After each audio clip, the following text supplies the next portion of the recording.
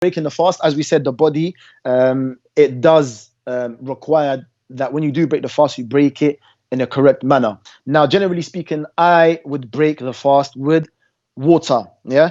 As we fast, the body emits all those toxins. So our body is in a cleanse mode. Yeah. When we fast, the body cleanses itself. So as we fast, the body releases toxins into the bloodstream. Now, how we flush away those toxins? How are we going to flush those toxins away? People, please tell me.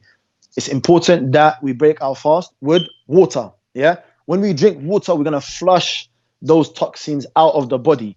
Now, when you come to break your fast, please, please don't spike up your insulin, because imagine your insulin levels are going to be low because you haven't had nothing to eat for a long period of time. So what would spike them? Would it be sugar? It would be sugar. However, it was, so you have to understand your liver is going to be like a springboard, especially the insulin is ready, like your body is ready. It's going to be like a springboard. So when you do that, have one day, have half a day. Yeah. Have half a day, one day.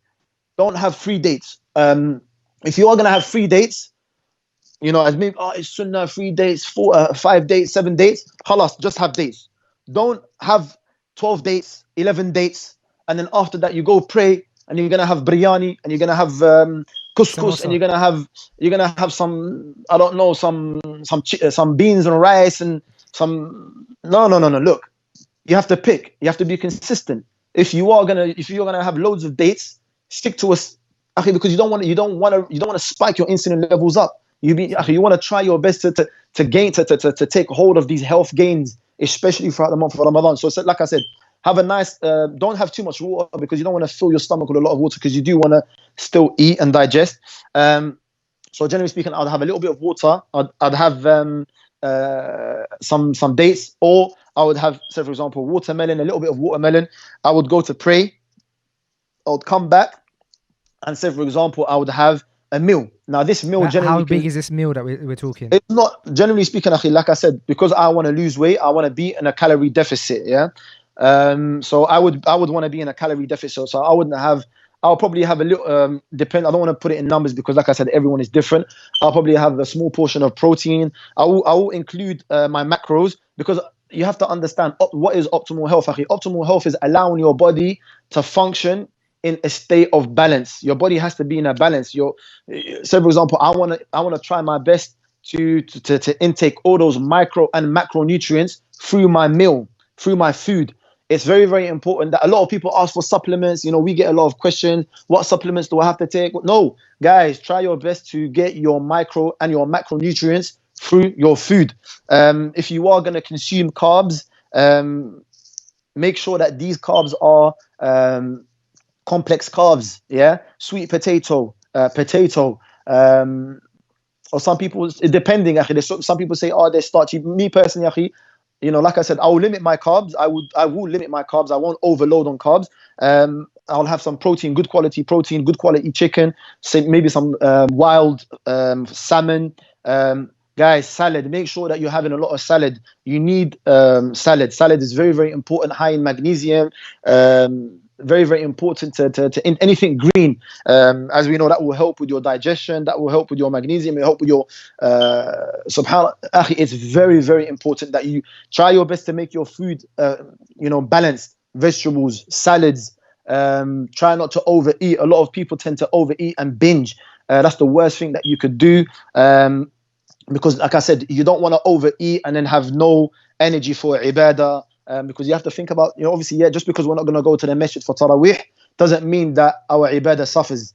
And it's a perfect time. In terms of, like I said, the iftar, so I would have a bit of protein, a bit of fruit and veg, a bit of vegetables, a bit of salad, a small portion of maybe quinoa, a little bit of sweet potato, depending. I'll change it up every day. And then between that iftar meal that you're having and suhoor, are you snacking at all, or even having another meal, or is that you got an iftar meal and then you got suhoor? And also, what is it that is the kind of best and most wholesome thing that you can have for suhoor, so that you can kind of stretch your energy out for the day? For suhoor, I would personally recommend, you can, for iftar, you could also have smoothies. Smoothies are very, very good. fresh fruits, soups, bone broth. Bone broth is a superfood.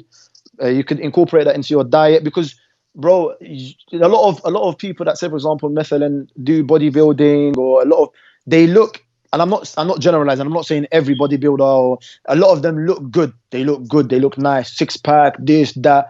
This is nice, and this if you want that, that's why not. But at the same time, your outward appearance should mirror your inward. Do you understand?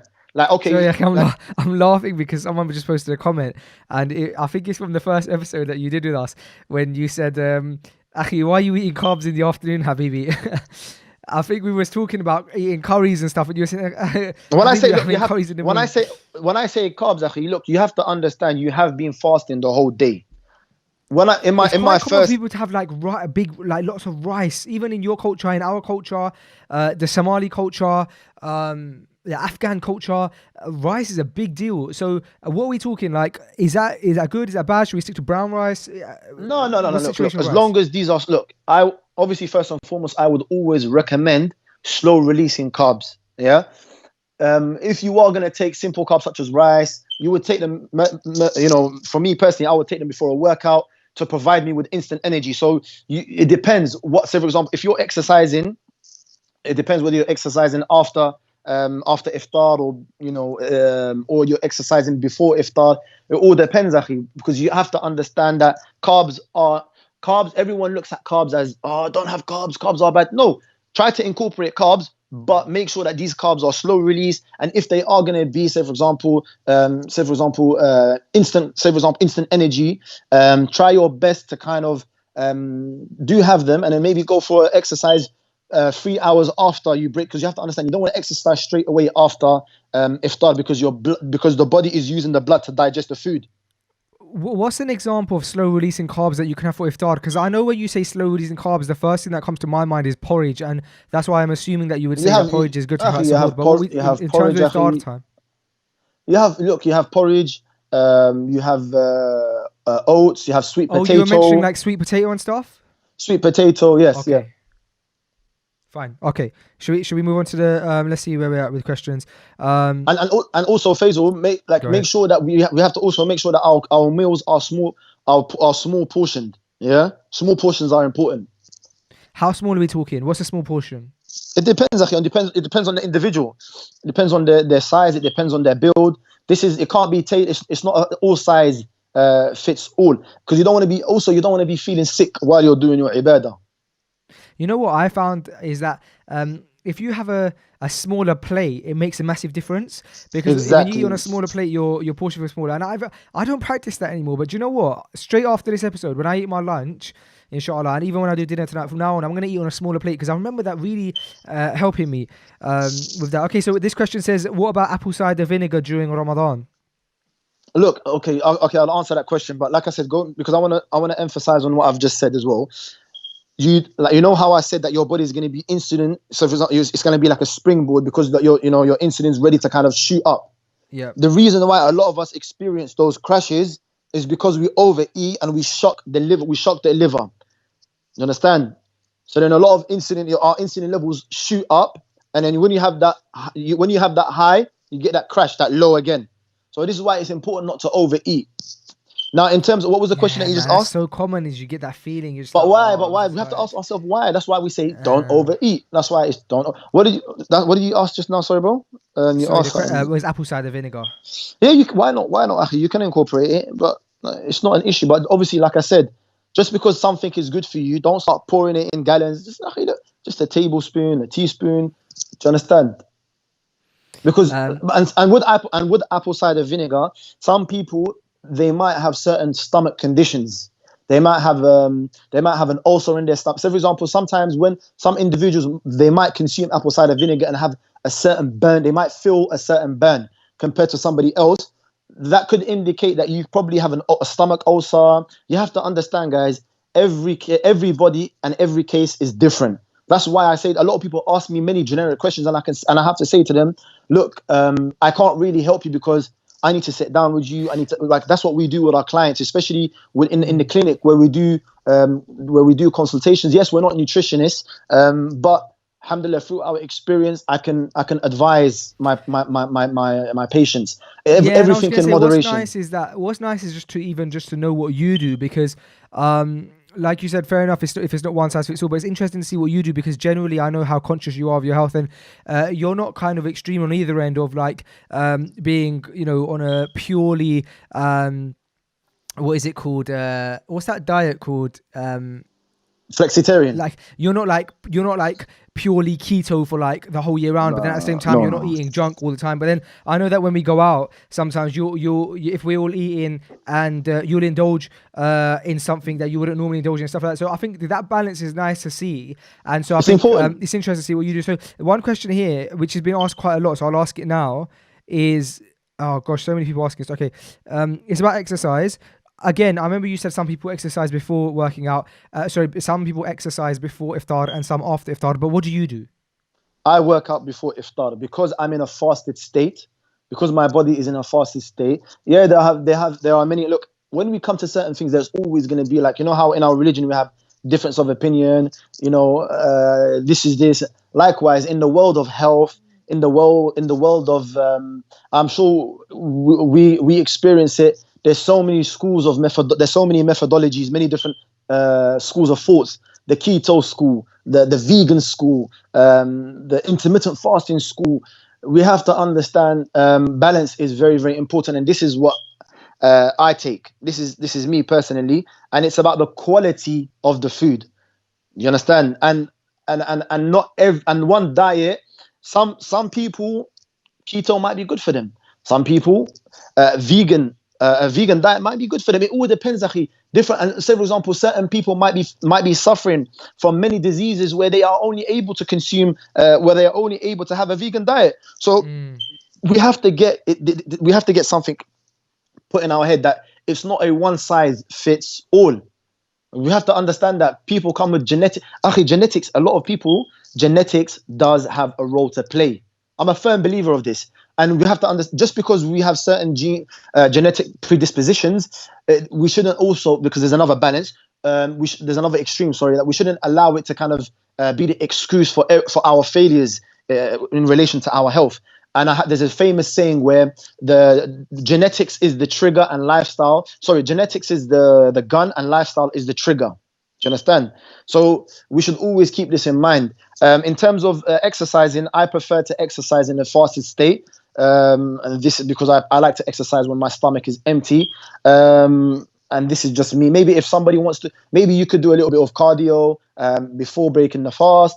If you maybe do want to, if you do want to do weights, and you want to maybe have a bit of energy, maybe you could have iftar, and maybe after salah, after your isha and your witr, maybe you want to have maybe you want to do a bit of body weights, a bit of press ups, a bit of chin ups, a bit of muscle ups, a bit of kettlebells, a bit of weights. Why not?